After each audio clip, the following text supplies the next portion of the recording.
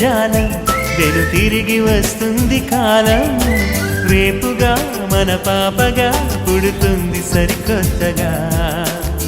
నీవు నాకు తోడుగా నేను నీకు నీడగా ప్రతి రేయి తీయగా పిలుస్తోంది హాయిగా ఇలా ఉండిపోతే చాలుగా